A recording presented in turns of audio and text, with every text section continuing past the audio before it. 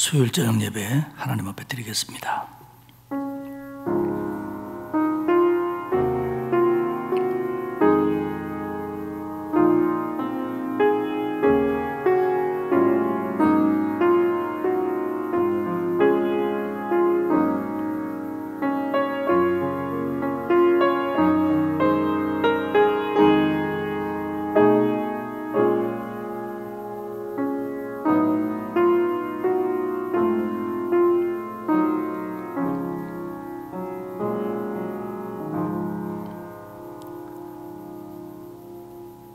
코로나19 속에서도 저희를 보호하시며 지켜주신 하나님의 은혜 감사를 드립니다. 또 우리가 수요 예배로 모였사오니 하나님께서 우리에게 은혜를 베풀어 주사 예배 순서를 통하여 위로하시며 은혜 주시며 새 힘을 부어 주옵소서. 감사드리며 예수님의 이름으로 기도합니다. 아멘. 369장 찬송하겠습니다. 이 찬송 부르고 김초랑 목사님 기도하시겠습니다.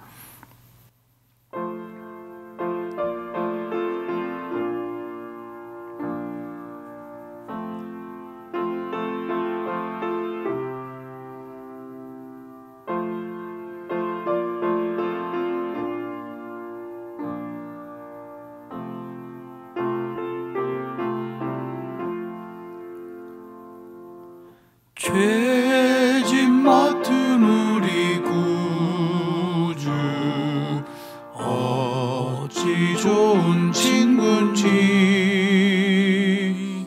걱정 근심 무거운지 우리 주께 맡기세. 주께 고함 없는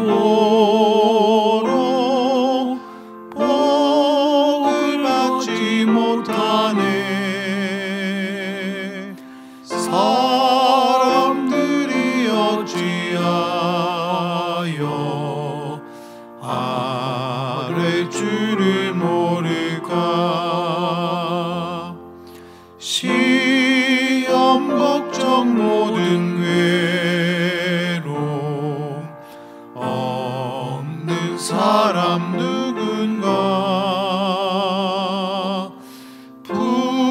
부질없이 낙심 말고 기도드려 아뢰세. 이런 진실하신 친구 찾아볼 수 있을까. 우리 약함하시오니 어찌 아니하뢰까. 근심 걱정 무거운지 아니 진자 누군가. 피난처는 우리 예수 주께 기도드리세. 세상 친구 멸시하고 너를 조롱하여도 예수 품에 안기어서 참된 위로 받겠네. 아멘.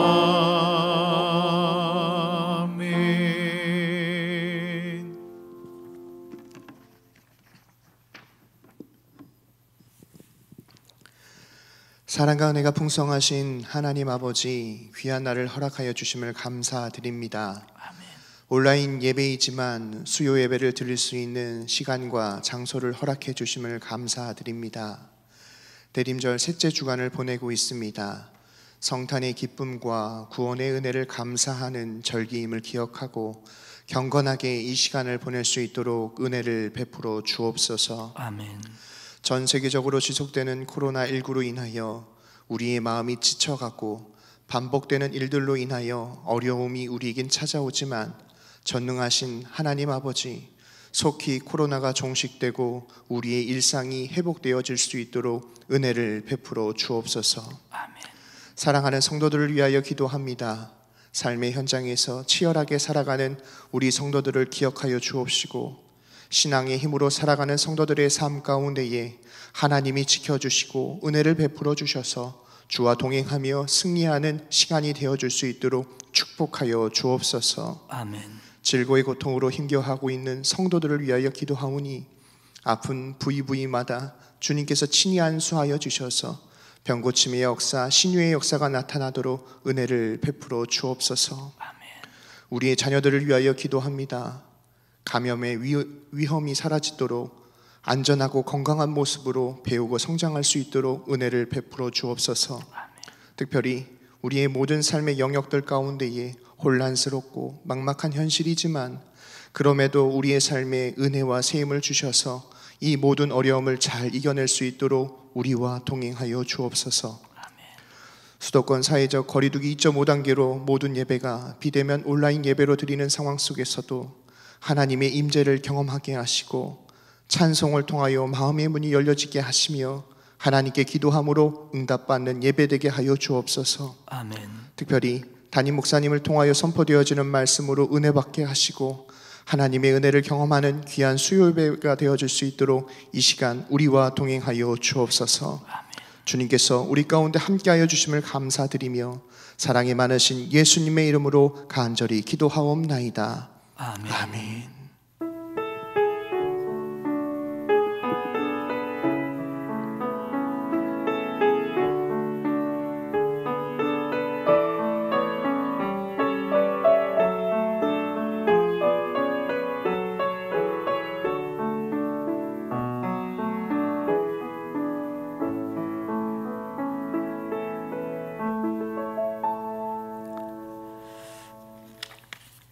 교회 소식을 말씀드리겠습니다. 알고 계신 것처럼 모든 예배들은 교회 학교 예배를 포함해서 온라인 예배로 드립니다. 가정에서 경건하게 또 하나님의 은혜를 사모하며 예배할 수 있기를 바랍니다. 나눔위원회가 주관하는 이웃 초청 행사가 내일 11시에 비대면으로 이루어집니다. 대표자들에게만 전달하는 방법으로 이렇게 진행이 되는데 여러분들 위해서 기도해 주시기를 바랍니다. 하나님의 말씀은 느헤미야 1장입니다. 제가 가지고 있는 성경으로는 구약성경 726페이지에 있습니다. 느헤미야 1장 1절에서 마지막 절인 11절까지 저와 여러분이 교독하겠습니다. 하가랴의 아들 느헤미야의 말이라. 아닥사스다 왕 제20년 기슬르월에 내가 수산궁에 있는데 내 형제들 가운데 하나인 하나니가 두어 사람과 함께 유다에서 내게 이르렀기로 내가 그 사로잡힘을 면하고 남아있는 유다와 예루살렘 사람들의 형편을 물은즉 그들이 내게 이르되 사로잡힘을 면하고 남아있는 자들이 그 지방 거기에서 큰 환난을 당하고 능욕을 받으며 예루살렘 성은 허물어지고 성문들은 불탔다 하는지라. 내가 이 말을 듣고 앉아서 울고 수일 동안 슬퍼하며 하늘의 하나님 앞에 금식하며 기도하여 이르되 하늘의 하나님 여호와 크고 두려우신 하나님이여 주를 사랑하고 주의 계명을 지키는 자에게 언약을 지키시며 긍휼을 베푸시는 주여 간구하나이다. 이제 종이 주의 종들인 이스라엘 자손을 위하여 주야로 기도하오며 우리 이스라엘 자손이 주께 범죄한 죄들을 자복하오니 주는 귀를 기울이시며 눈을 여시사 종의 기도를 들으시옵소서. 나와 내 아버지의 집이 범죄하여 주를 향하여 크게 악을 행하여 주께서 주의 종 모세에게 명령하신 계명과 율례와 규례를 지키지 아니하였나이다. 옛적에 주께서 주의 종 모세에게 명령하여 이르시되 만일 너희가 범죄하면 내가 너희를 여러 나라 가운데에 흩을 것이요 만일 내게로 돌아와 내 계명을 지켜 행하면 너희 쫓긴 자가 하늘 끝에 있을지라도 내가 거기서부터 그들을 모아 내 이름을 두려고 택한 곳에 돌아오게 하리라 하신 말씀을 이제 청하건대 기억하옵소서. 이들은 주께서 일찍이 큰 권능과 강한 손으로 구속하신 주의 종들이요 주의 백성이니이다. 같이 읽겠습니다. 주여 구하오니 귀를 기울이사 종의 기도와 주의 이름을 경외하기를 기뻐하는 종들의 기도를 들으시고 오늘 종이 형통하여 이 사람 앞에서 은혜를 입게 하옵소서 하였나니 그때에 내가 왕의 술관원이 되었느니라. 아멘.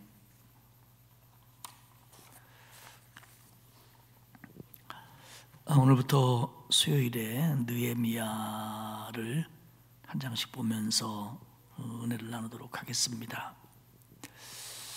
유대인의 성경은 에스라와 느헤미야가 한 권의 책으로 묶여져 있습니다. 그만큼 연속성을 가지고 있는 책입니다. 그도 그럴 것이 에스라의 귀향과 느헤미야가 예루살렘으로 돌아오는 것이 불과 10년밖에 차이가 나지 않고요. 그리고 에스라나 느헤미야나 두 사람 다 예루살렘 재건과 공동체의 재건이 목표였다는 점에서 동일합니다. 그리고 에스라 때에 귀환했던 사람들의 명단이 에스라 2장에 나오는데 그 이름들이 느헤미야 7장에 다시 나타나고요. 그리고 에스라의 사역이 느헤미야 8장에 다시 한번 묘사가 됩니다. 이런 것들을 놓고 보면은 에스라와 느헤미야가 한 권이냐 두 권이냐를 말하기 전에 분명 연속성을 가지고 있다라는 것을 우리는 발견할 수가 있습니다. 에스라와 느헤미야를 한 주제를 가지고 연속선상으로 볼 때에 1단락은 에스라 1장에서 7장까지의 말씀인 성전 재건에 관한 내용입니다. 이 성전 재건은 스룹바벨이라든지 학계, 스가랴 등이 이끌었죠.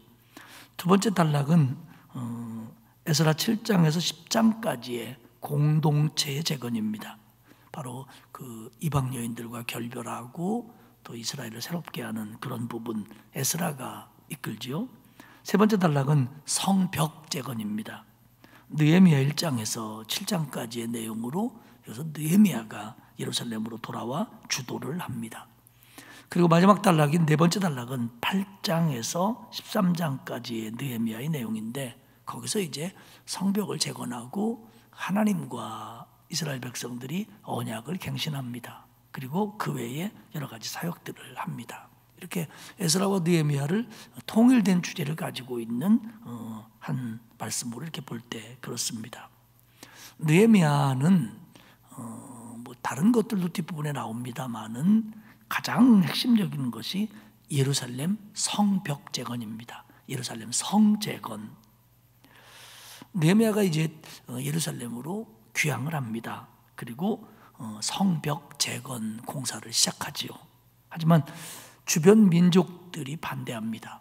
성전을 지을 때도 그랬죠. 그런데 느헤미야가 성벽을 재건할 때는 성전을 지을 때보다도 훨씬 더 반대가 구체적이고 심해집니다.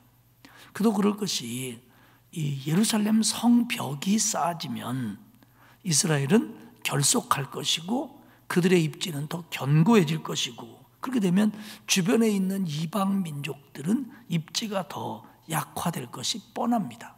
그렇기 때문에 예루살렘 성을 중심으로 하나가 되는 것을 주변 사람들은 모두가 다 싫어하고 방해를 합니다. 그 중에 대표적인 사람이 바로 산발랏과 도비아입니다. 느헤미야를 읽어본 사람들은 이들의 이름을 기억할 겁니다. 산발랏과 도비아, 이들이 성벽 재건 방해 두목들입니다. 그러나 그럼에도 불구하고 하나님의 은혜로 성벽은 재건되고요. 그들은 성벽을 재건한 후에 그 예루살렘 수문 앞에 모여가지고 에스라가 율법을 낭독하고 레위인들이 사람들에게 율법을 깨닫게 하고 그들이 죄를 자복하고 초막절을 지키고 그리고 하나님 앞에서 다시 우리가 말씀에 순종하겠습니다고 하는 언약을 세웁니다. 그래서 이것을 느헤미야의 언약갱신이라고 부릅니다. 그래서 이 성벽을 재건하고 언약갱신을 하고 또 느헤미야가 또 신앙적인 부분들을 고쳐가고 이런 것들로 이제 느헤미야가 마무리가 됩니다. 오늘 우리가 읽은 느헤미야 1장의 얘기는 그 느헤미야의 기도입니다. 근데 이 기도는 물론 느헤미야가 늘 기도하는 사람이지만 특별히 이 기도는 예루살렘의 최근 소식을 전해 듣고 보인 반응으로서의 느헤미야의 기도입니다. 한 두 단락 정도로 나눌 수 있는데요. 앞부분은 느헤미야에게 들려온 예루살렘의 소식입니다. 느헤미야 1장 1절을 보면 하가랴의 아들 느헤미야의 말이라 아닥사스다 왕 제20년 그슬르월에 내가 수산궁에 있는데 이렇게 시작을 합니다. 느헤미야, 그 이름의 뜻은 여호와께서 위로하신다라는 의미를 갖고 있는 이름입니다. 아닥사스다 왕 제20년에 주전 446년이나 445년경으로 보고 있습니다. 그때 느헤미야는 수산궁에 있었다는 겁니다. 이 수산은 페르시아 이 나라, 바벨론이 점령했던 모든 나라들을 점령하고 있는 이 페르시아라고는 굉장히 큰 중동의 강대국이죠. 이스라엘도 지배하고 있고 애굽까지 지배했을 때입니다. 이때는 이 페르시아 왕들이 겨울을 나는 장소가 수산궁이었습니다. 그래서 겨울궁전이었는데 사실 이 아닥사스다 왕은 거의 자기가 통치하는 동안 주로 100%는 아니지만 거의 수산궁에 많이 있었습니다. 그만큼 이 수산궁이 페르시아에게 있어서는 중요한 도시입니다. 성서 역사학자들은 당시 페르시아가 다스리는 지역 가운데 3대 도시 중에 하나라고 봅니다. 그러니까 바벨론, 페르소폴리스 그리고 이 수산, 이 세 도시가 지금 파사가 지배하고 있는 도시 가운데 가장 큰 도시들이었다라고 얘기합니다. 바벨론은 페르시아가 멸망시킨 나라도 의미하지만 그 바벨론이 다스릴 때 바벨론의 수도였던 도시가 바벨론입니다. 그렇기 때문에 지금의 이 바벨론은 나라 이름이라기보다는 도시 이름이죠. 그러니까 바벨론, 또 수산, 페르소폴리스 이런 큰 세 도시가 페르시아의 중추적인 도시였다라고 얘기합니다. 그 중에 제일 유명한 데가 수산이죠. 왜냐하면 그 에스더의 얘기도 이 수산에서 이루어지고요. 다니엘도 이 수산에서 미래에 대한 하나님의 환상을 봅니다. 그만큼 이 수산은 페르시아 왕국의 핵심적인 도시였다라는 겁니다. 오늘 이 느헤미야의 얘기들은 아닥사스다 왕 20년 기슬르월부터 시작됐다라고 느헤미야는 얘기합니다. 말씀드린 것처럼 주전 446년이나 445년이었을 걸로 보는데 이 기슬르월이라고 하는 달은 오늘 우리의 원력으로 따지면 11월 중순에서 12월에 걸쳐 있는 그런 달을 얘기합니다. 기슬르월, 발음도 어렵고 우리가 알지 못해도 되는 달입니다. 근데 여기서 중요한 건 뭐냐면 이 사건이 정말 그때 있었다는 겁니다. 지금부터 2400여 년 전에 역사적인 기록을 오늘 우리가 보고 있는 겁니다. 누트 라르손이라고 하는 신학자는 이런 얘기를 했습니다. 성경은 1차적으로 인간의 죄성과 하나님의 은혜로우신 반응과 계획을 드러내는 역사적인 기록이다. 이렇게 얘기를 했습니다. 다시 한번 제가 읽어보겠습니다. 성경은 1차적으로 인간의 죄성과 하나님의 은혜로우신 반응과 계획을 드러내는 역사적인 기록이다. 그래서 그런 덧붙이기를, 그렇기 때문에 성경이 가지고 있는 역사나 문화나 상황을 무시하고 지나치게 영적으로만 해석하는 것을 우리는 경계해야 된다. 이렇게 덧붙입니다. 그러니까 이게 어느 상황에서 어느 때 어떤 문화 문화권에서 있었던 사건, 또 거기서 발생한 말씀이라고 하는 것을 무시한 채 어떤 단어나 문맥 하나만 붙들고 그것을 소위 영적으로만 해석한다고 하는 해석이 얼마나 문제가 있는지를 지적합니다. 느헤미야의 사역은 아닥사스다 왕 때 페르시아의 중심지였던 수산궁에서 그 아닥사스다 왕이 페르시아를 다스리기 시작한 20년 되는 해에 일어난 실제 사건이다, 이런 의미입니다. 아닥사스다 왕은 세계사에서 아르타크세르크세스라고 이렇게 이름이 되어 있습니다. 아마 그게 그 원어 발음일 겁니다. 우리는 번역을 이렇게 했지만 아닥사스다, 아르타크세르크세스, 세계사에는 이렇게 이름이 나옵니다.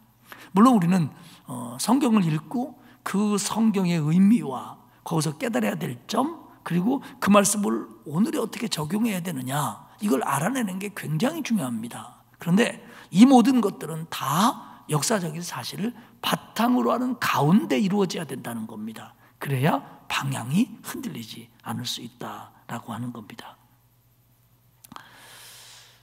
느헤미야 2절은 이렇게 얘기합니다. 하나니와 두어 사람이 유대에서부터 느헤미야에게 왔다.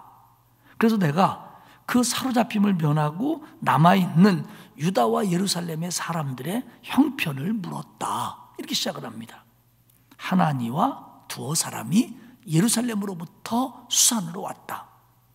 성경학자들은 이 사람들이 예루살렘에 살다가 온 건지 아니면 수산 근처에 있다가 예루살렘을 다녀온 건지에 대해서는 정확하게 알 수 없다라고 얘기를 합니다. 중요한 건 그들이, 이 하나니와 몇 사람이 최근 예루살렘에 가서 직접 예루살렘의 형편을 보고 왔다는 겁니다. 느헤미야보다 훨씬 더 예루살렘과 유다를 정확하게 보고 왔다는 겁니다. 그래서 그 사실을 느헤미야에게 지금 말해주고 있다는 겁니다. 느헤미야는 그들을 만나자 첫 번째 질문을 이렇게 말합니다. 유다와 예루살렘에 있는 사람들의 형편이 어떠하냐 지금. 느헤미야의 관심은 자기 동족으로서 지금 예루살렘에, 유다와 예루살렘이라고 하지만 지역으로는 유다요, 도시로는 예루살렘이지만 예루살렘을 중심으로 한 예루살렘 안에 있는 사람들, 그 주변에 있는 그 유다 백성을 얘기하는 겁니다. 그러니까 통칭 예루살렘 사람이라고 불러도 될 것 같아요. 그 지금 예루살렘에 살고 있는 사람들의 형편은 어떠냐? 이게 첫 번째 질문이고요. 두 번째는 예루살렘 성읍은 지금 어떻게 돼 있는 거냐? 그 성읍의 상태가 지금 어떤 지경이냐? 이렇게 질문을 합니다. 느헤미야는 예루살렘으로 돌아가서 그가 중점적으로 했던 일이 예루살렘 성벽을 재건하는 일입니다. 그런데 느헤미야는 성벽을 위해서 성벽을 재건하지 않습니다. 다시 말하면 하나님을 위해서, 하나님의 백성들을 위해서 성벽을 재건해요. 다시 말하면 느헤미야의 첫째 관심은 사람이라는 겁니다. 지금도 그렇게 얘기해요. 그 예루살렘에 사는 사람들의 형편이 어떠냐, 지금 그 사람들은 어떤 지경에 살고 있고 뭘 먹고 살고 있고 어떤 형편 속에 지금 거하고 있느냐. 느헤미야의 관심은 사람입니다. 물론 하나님이 먼저지만요. 여러분, 우리가 그 교회 생활을 해도 그렇고 헌신을 하면서도 그렇고 교회 일을 맡아서도 그렇고 우리가 중요하게 여겨야 되는 건 뭐냐면 하나님이 제일 먼저지만 우리 머릿속에서는 일보다는 사람이 먼저야 됩니다. 물론 하나님을 일을 위해서 사람이 희생할 수도 있고 헌신할 수도 있고 일을 되게 하기 위해서 사람들이 자기를 얼마든지 내어놓을 수 있습니다. 그러나 그런 차원의 얘기가 아니라 어떤 일을 하면서 사람은 무시되고 사람은 희생돼도 되고 사람은 안중에도 없고 그저 일, 목표, 성과 이것만 앞세워서는 안 된다는 그 얘기입니다. 지금 느헤미야는 지금 거기 사는 사람들이 중요한 거예요. 그 사람들이 어떻게 지나고 있는지 잊지 않기를 바랍니다. 우리는 언제나 일보다 사람을 먼저 생각하는 게 맞습니다. 형편에 대해서 이제 하나니와 그들이 얘기하는 게 뭐냐면 예루살렘과 유다 사람들이 지금 거기서 큰 환난을 당하고 있고 능욕을 받고 있고 예루살렘 성은 허물어지고 성문은 불탔다고 합니다. 불타고 있습니다. 불탔습니다. 3절에 그렇게 대답을 합니다. 예루살렘과 유다 사람들, 이 사람들은 아마 그 바벨론에 의해서 예루살렘 성이 무너지고 많은 사람들이 포로로 잡혀갈 때 포로로 끌려가지 않은 사람들의 자손도 있을 것이고요, 끌려갔다가 세스바살이나 스룹바벨과 함께 돌아온 사람들의 자손들도 있을 것이고, 그리고 에스라와 함께 왔던 사람들도 있었을 것입니다. 근데 그들이 뭐냐면 큰 환난을 당했습니다. 능욕을 받았습니다. 예루살렘 성은 허물어지고 성문은 불탔습니다. 지금 예루살렘에 거주하고 있는 사람들이 고생이 심하다는 겁니다. 환난을 당하고 능욕을 받고 있다는 거예요. 주변 사람들로부터. 그리고 성벽은 허물어진 채 방치되어 있고 성문은 불탄 채 버려져 있다는 겁니다. 이게 지금 예루살렘 사람들의 형편이고 예루살렘 성읍의 실제적인 모습이라는 것을 그들이 느헤미야에게 말해줍니다. 그러자 두 번째 생각할 것은 이걸 듣고 느헤미야는 기도를 시작합니다. 4절에 보면 내가 이 말을 듣고 앉아서 울고 수일 동안 슬퍼하며 하늘의 하나님께 금식하며 기도하여. 지금 예루살렘 사람들의 형편을 듣고 예루살렘 성읍의 모습을 듣고 그걸 생각하니까 느헤미야는 너무 슬퍼서 울음을 참을 수가 없었다는 거예요. 며칠 동안을 울었다는 겁니다. 며칠 동안을 울었다는 거예요. 사람에게는 이 눈물이 있습니다. 눈물을 좀 잘 흘리는 사람도 있고 잘 안 흘리는 독한 사람들도 있고, 그런데 눈물 흘리는 거 보면 참 여러 상황에서 눈물이 나죠. 어떤 사람들은 영화를 보면서도 울고, 어떤 이들은 연속극을 보면서도 훌쩍이고, 어떤 분들은 또 음악을 들으면서도 눈물을 주룩주룩 흘립니다. 근데 음악을 들으면서 우는 얘기가 나왔으니까 얘기인데요, 찬양을 들으면서 운다든지 이러면 괜찮은데 찬송을 부를 때는 눈물 한 방울 안 나오는데 트롯을 들을 때는, 이 트로트를 들을 때는 눈물 흘리는 사람이 있다고 하는 보고를 제가 받은 적이 있습니다. 누가 그래요. 자기네 가족 중에 누구는 찬송 들을 때는 안 우는데 누구의 60대 노부부의 얘기 이런 얘기 들으면 운다고 그래요. 그럴 수도 있겠지요. 또 어떤 소녀는 낙엽이 떨어지는 것만 봐도 울기도 한다고 그럽니다. 그러니까 사람이 우는 이유는 굉장히 심오할 수도 있고요, 어떤 때는 사소한 이유일 수도 있습니다. 눈물이 나는 게 꼭 굉장히 심오하고 의미를 가지고 눈물을 흘릴 때도 있지만 어떤 때는 별것 아닌데도 나도 모르게 눈물을 흘릴 때도 있습니다. 사람이 나이가 들어가면 눈물이 많아지는 것 같더라고요.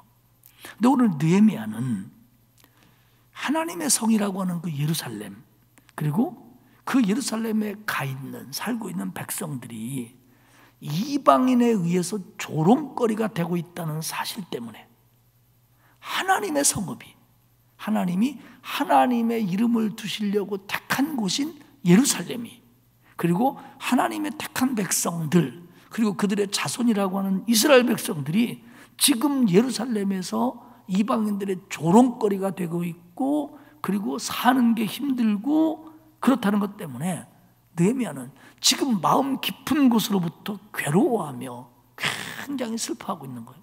너무너무 마음이 아픈 거예요. 지금 자기 동족들이 그런 일을 당한다는 게 너무 슬픈 거예요. 그것도 다른 일이 아니라 자기 조상들의, 자기 백성들의 죄 때문에 이런 일이 생겼다고 하는 것 때문에 그는 번민하고, 그리고 그 일이 자신과 무관하지 않다라고 보기 때문에 굉장히 힘들어합니다. 사실 느헤미야는 예루살렘에 가본 적도 없는 사람입니다. 예루살렘에 가본 적도 없는 사람이에요. 포로기에 태어난 사람입니다. 그리고 지금 느헤미야는 파사왕국에서 굉장히 잘 나가고 있는 사람입니다. 굳이 예루살렘의 문제를 끌어안고 속 썩고 고통당하고 슬퍼하지 않아도 될 만큼 나름대로의 형편을 가지고 있는 사람이에요.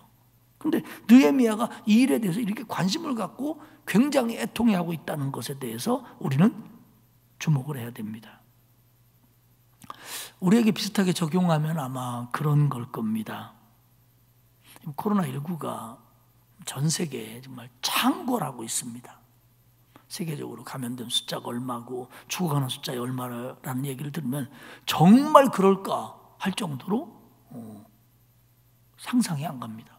미국에서 하루에 확진되는 숫자, 하루에 죽어가는 숫자들을 들어보면 아니 어떻게 그럴 수가 있지? 라고 할 정도로 정말 너무 힘든 상황입니다. 그렇기 때문에 저와 여러분은 요즘도 이 코로나19를 놓고 기도하면서 하나님이 이 코로나19를 다스려 주시고 또 백신도 제대로 효과를 발휘하고 치료약도 정확하게 개발이 돼서 빨리 이것이 종식되고 코로나 없는 세상이 되게 해달라고 저와 여러분 우리 성도들 간절히 기도하고 있습니다.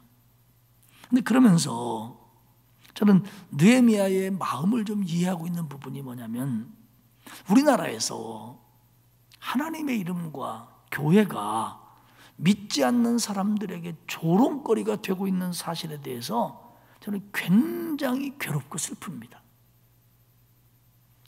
어쩌다가 인터넷 포털 사이트를 검색하다 보면 또 뭐 어느 교회에 뭐 이렇게 됐다, 뭐 확진자 수가 몇 명이다. 그러면 거기에 댓글 달아놓은 거 보면은 막 그 얼굴 감추고 쓰는 글이다 보니까 뭐 하나님이 있네 없네 뭐 그러다가 너희들 천국 가면 좋겠다 뭐 교회가 이런 얘기 쭉 쓰면 저는 그거 보면서 막 분개할 때도 있고요. 어떤 정말 숨이 막히는 것처럼 가슴이 아파서 눈물을 흘린 적이 한두 번이 아닙니다.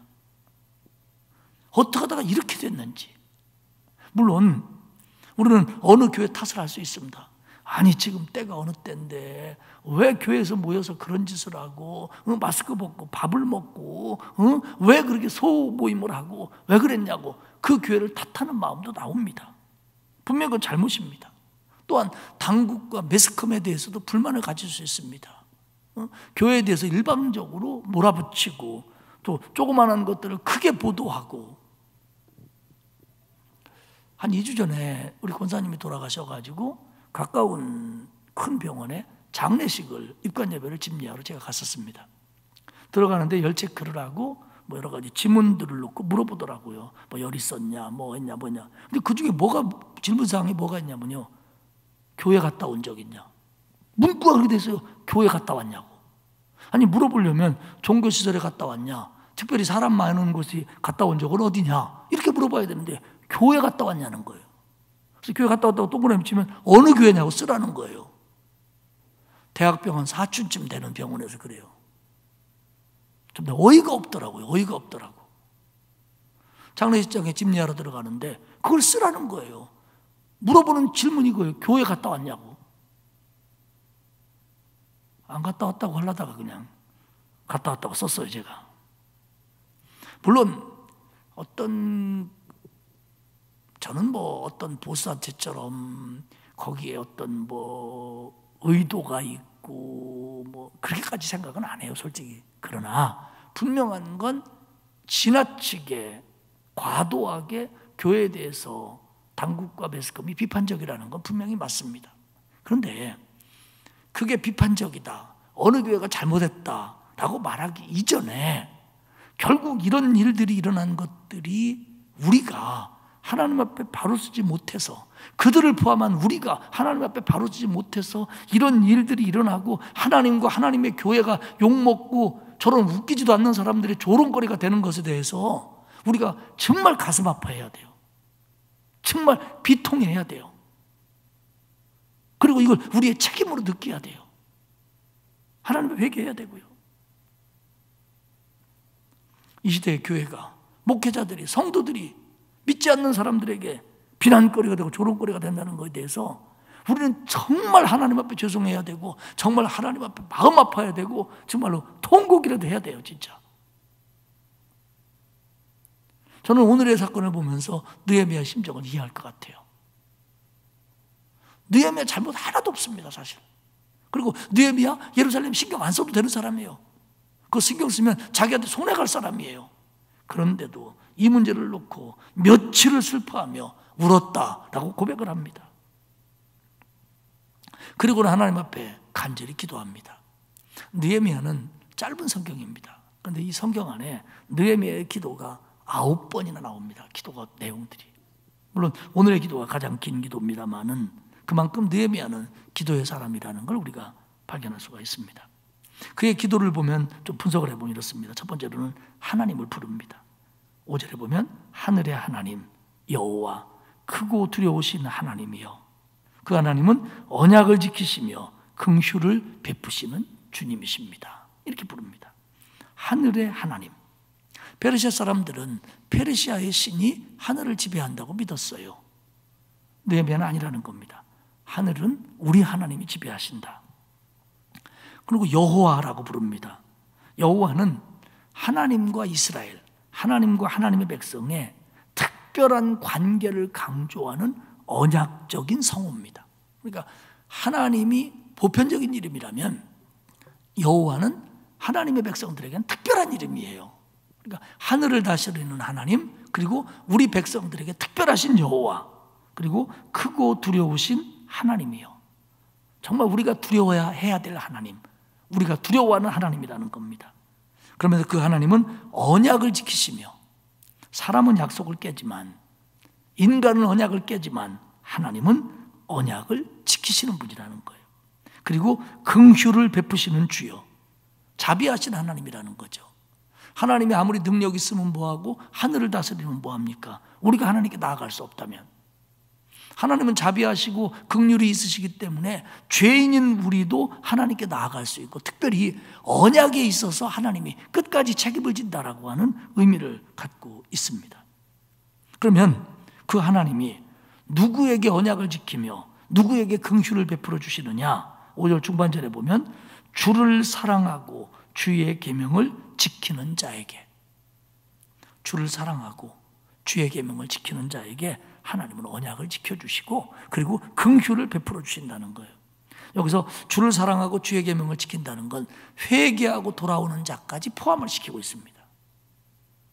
그러니까 지킨 사람은 지켜주시고 안 지킨 놈들은 내쫓고 이런 하나님이 아니라, 못 지켰다고 할지라도 다시 돌아오는 것을 하나님은 하나님을 사랑하는 거라고 봐주는 거예요. 그래서 긍휼을 베풀어 주시는 겁니다. 그렇게 하나님을 부르더니 두 번째로는 이제 고백을 합니다. 회개를 합니다. 6절에 보면 우리 이스라엘 자손이 주께 범죄한 죄들을 자복하오니. 그리고 6절 하반절에 보면 나와 내 아버지의 집이 범죄하여. 결국 에스라도 그랬지만 느헤미야도 그 이스라엘의 범죄가 나하고는 무관합니다, 이렇게 생각하지 않습니다. 항상 그 지난주에도 말씀을 드렸죠. 중보기도 하면서 자기와 그들을 분리시키지 않아요. 이게 우리의 잘못이고 우리 집안의 잘못이고 우리 자손의 잘못이다, 내 잘못이다, 이렇게 지금 느헤미야는 받아들여요.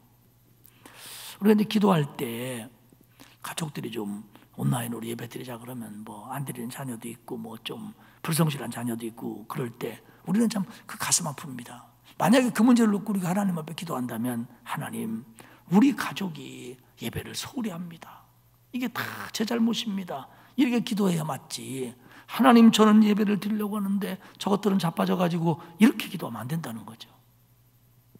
왜냐하면 정말로 그런 데에는 내 잘못이 없지 않기 때문에 그렇습니다. 7절에도 얘기합니다. 주를 향하여 크게 악을 행하여 주께서 주의 종 모세에게 명령하신 계명과 율례와 규례를 지키지 아니하였나이다. 우리가 하나님 앞에 악을 행했고 하나님이 모세에게 명령해서 지키라고 한, 우리가 요즘에 민수기 신명기에서 보고 있는 그 계명과 율례와 규례들을 우리가 지키지 않았습니다. 하나님 앞에 회개하는 거예요. 회개부터 하는 거예요. 그 다음에 이제 세 번째로는 하나님의 언약적 은총의 근거에서 회복을 호소합니다. 회복을. 하나님이 주께서 모세에게 말씀하시지 않으셨습니까? 만일 너희가 범죄하면 내가 너희를 여러 나라 가운데 흩을 것이다 라고 말씀하지 않았습니까? 8절에 그렇게 얘기합니다. 자, 우리 9절과 10절을 한번 함께 읽어보도록 하겠습니다. 9절부터 시작. 만일 내게로 돌아와 내 계명을 지켜 행하면 너희 쫓긴 자가 하늘 끝에 있을지라도 내가 거기서부터 그들을 모아 내 이름을 두려고 택한 곳에 돌아오게 하리라 하신 말씀을 이제 청하건대 기억하옵소서. 10절. 이들은 주께서 일찍이 큰 권능과 강한 손으로 구속하신 주의 종들이요 주의 백성입니다. 하나님께서 만일 우리가 돌아와서 하나님의 명령을 지킨다면 너희 쫓긴 자가 하늘에 있을지라도, 이게 무슨 얘기입니까? 사람이 볼 때는 불가능해 보여도, 도저히 돌아올 수 없을 것 같아도 하나님이 거기서부터 모아다가 하나님의 이름을 두려고 택한 곳, 성전, 예루살렘, 거기로 오게 하신다는 말씀을 기억해 주십시오. 내가 이 말씀 붙들겠습니다. 하나님이 돌아온다고 하면, 회개한다고 하면 어디서든지 돌아오게 해주신다고 약속하지 않았습니까? 내가 이 말씀 붙듭니다. 이들이요 하나님의 백성입니다. 결국 느헤미야는 정확하게 알고 있는 거예요.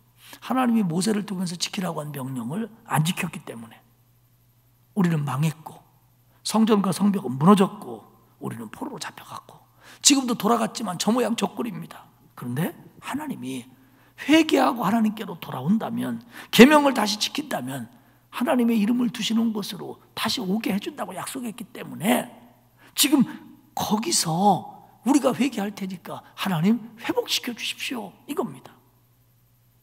그래서 11절에 주여 구하오니 귀를 기울이사 종의 기도와 주의 이름을 경외하기를 기뻐하는 종들의 기도를 들어주십시오. 하나님 나뿐 아니라 하나님 경외하는 걸 기뻐하는 백성들이 있습니다. 그들의 기도를 들어주십시오. 들어주십시오. 그리고 11절 중간에 그렇게 얘기합니다. 오늘 종이 형통하여 이 사람 앞에 은혜를 입게 하옵소서. 여기서 이 사람은 바로 아닥사스다 왕입니다. 지금 아닥사스다 왕이 허락해줘야 되고 도와줘야 될 부분이 많은데 그 마음을 움직일 수 있는 분은 하나님밖에 없습니다. 그러니 우리의 기도를 들으시고 그 사람 마음부터 움직이셔서 예루살렘이 회복될 수 있도록 하나님 우리에게 허락해 주십시오 라고 간절히 기도합니다. 그러면서 설명하기를 그때에 내가 왕의 술 맡은 관원이 되었느니라. 그 요셉 얘기를 하면서도 술관원 얘기가 등장합니다마는 술관원, 직선적으로 얘기하면 왕의 술을 관리하는 사람입니다. 그런데 그 정도 차원의 얘기가 아니고 사실 우리나라도 이조시대 때나 고려 때 그런 일이 많았다고 그래요. 왕을 독살하는. 그러니까 이 왕을 독살하려고 하는 세력이 많기 때문에 정말 믿을 만한 사람이 왕의 술과 왕의 음식을 관리해야 되는 거죠. 그래서 먼저 맛을 본다든지 유통을 지켜본다든지 준비를 한다든지 선택을 한다든지 그런 거 하는 사람입니다. 그러니까 결국 왕의 생명을 맡긴 사람이에요. 왕이 얼마나 신뢰하겠습니까? 그리고 그를 왕이 얼마나 총애하겠습니까? 그러다 보면 자연히 왕에게 영향력이 크겠지요. 또 성서학자들뿐만 아니라 일반 역사학자들도 이 당시에 술관원이라고 하는 사람들은 정확하게 그 행정 라인에 서 있지는 않지만 음성적으로 왕을 위로하고 또 왕과 대화하고 또 왕을 자문하는 그런 역할을 했던 사람이다. 이렇게 역사적인 근거를 대면서 말을 합니다. 그러니까 지금 이 느헤미야가 아닥사스다 왕에게 있어서 얼마나 중요한 위치에 있고 신뢰와 총애를 받고 있는지는 우리가 잘 알 수 있었다고 하는 겁니다. 느헤미야는 이처럼 지금 파사의 수상국에서 잘 나가는 사람입니다. 자기 민족의 일 조금 모른 척해도 됩니다. 나하고 상관없는 일이다 그렇게 생각해버리면 배속 편할 사람입니다. 그런데 이걸 끌어안고 가슴 아파하고 슬퍼하고 그리고 기도하면서 이 문제를 회복시키려고 발버둥치는 하나님의 사람입니다. 그는 정말 기도의 사람으로서 기도로 준비하고 기도로 일을 시작하는데, 다시 말씀드리지만 중보기도자는 그 다른 사람의 문제를 끌어안고 또 공동체 문제를 끌어안고 중보적인 회개부터 시작해야 되는데, 그 속에는 항상 내가 포함되어 있어야 된다는 거죠. 요새 저 교회가 어떻고 정부가 어떻고 사람들이 어떻고 말하기 전에 그 모든 것들이 나를 포함한 우리의 범죄고 우리의 잘못이고 우리의 어떤 판단 미스면 판단 미스다, 그렇게 생각을 해야 된다는 거죠. 그래서 같이 끌어안고 가야지 그냥 나는 쏙 빼고 요즘에 교회들이, 요즘에 정부가, 요즘에 사람들이, 요즘에 그러면서 나는 빠지면서 기도하는 것은, 그것은 올바른 중보기도가 아닙니다. 사실은 나하고 상관없을 수도 있어요, 느헤미야처럼. 하지만 거기서 발을 빼면 이 기도는 그만큼 간절해지지 않습니다. 내가 들어가 있어야 그 기도가 정말 진실한 기도가 되고 진짜 기도가 될 수 있는 거죠. 내가 바람을 빼면 느헤미야가 예루살렘에 있는 문제를 강 건너 불구경하듯이 한다면 그게 회복되든 말든 느헤미야에게 뭐 그리 간절했겠어요. 근데 자기가 거기에 포함되어 있다고 생각하니까 이 문제가 더욱더 절실하고 슬프고 간절하고 애절해지는 거죠. 우리는 오늘 본문을 통해서 그런 걸 배워야 됩니다. 그리고 또 하나, 나의 이익보다는 하나님의 영광을 위해서, 그리고 공동체의 속에서 하나님의 뜻이 실현되는 것을 위해서 헌신하는 사람이 되어야 되고 기도하는 사람이 되어야 된다라고 하는 것도 오늘 본문을 통해서 깨달을 수가 있습니다. 사랑하는 여러분, 느헤미야 시대는 아니지만 오늘 우리에게도 느헤미야와 같은 애통함이, 느헤미야와 같은 간절함이, 또 느헤미야와 같은 사명감이, 기도가 필요한 때입니다. 이 시대를 끌어안고 또 이 때를 가슴에 품고 수많은 교회들의 문제를, 그 아픔을 내 아픔으로 동참하면서 간절히 기도할 때 하나님께서, 그 하나님은 언약을 지키시는 분이고 하나님의 명령을 기뻐하는 자들에게 긍휼을 베푸시는 하나님이기 때문에 우리를 불쌍히 여기사 교회들의 위상을 회복시켜 주시고, 그리고 이 땅에서 코로나를 물리쳐 주실 날이 올 줄로 믿습니다. 얼마나 우리가 그 사실을 가슴에 품느냐가 그 시간을 결정하는 것들의 요소가 될 수 있을 겁니다. 오늘 앞으로 느헤미야 얘기가 계속 되겠습니다만은 우리가 느헤미야의 마음을 품고 하루하루 살고 또 느헤미야를 보면서 은혜를 나누는 저와 여러분이 되시길 바랍니다. 기도하겠습니다. 하나님 아버지, 고맙습니다. 어려운 때를 살지만 우리에게 긍휼을 베풀어 주시는 하나님을 믿고 의지하며 기도할 수 있으니 감사합니다. 이 코로나19 시대에 우리 온 성도들과 가족들을 지켜 주옵소서. 방패가 되어 주시고 보호막이 되어 주시고 피난처가 되어 주시고, 일상을 통해서 나도 모르게 위험에 노출될 수도 있는데 그때 하나님 피할 길을 열어 주옵소서.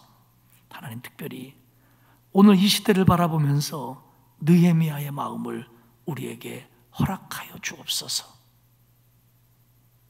오늘 우리나라가 이렇게 되고 교회들이 하나님의 이름이 세상 사람들을 통하여 망령되이 일컬어지는 것이 바로 내가 하나님 앞에 바로 서지 못했기 때문에,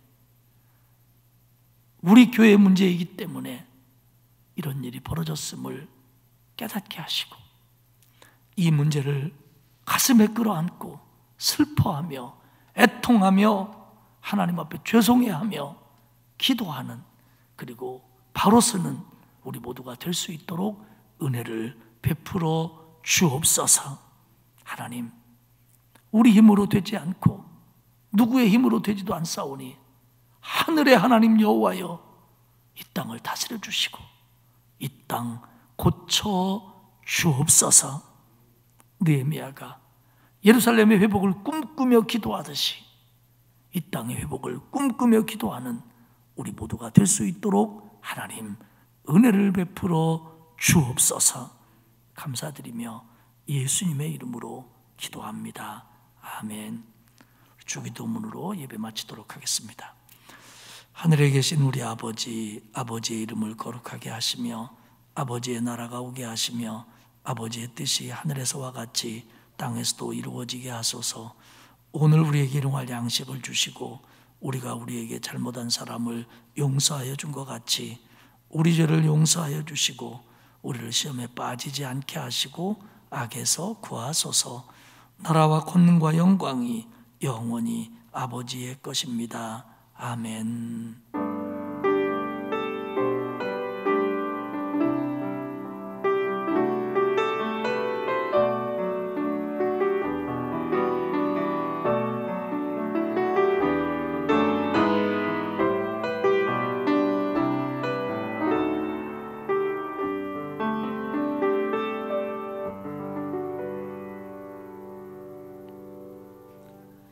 수요예배 마쳤습니다.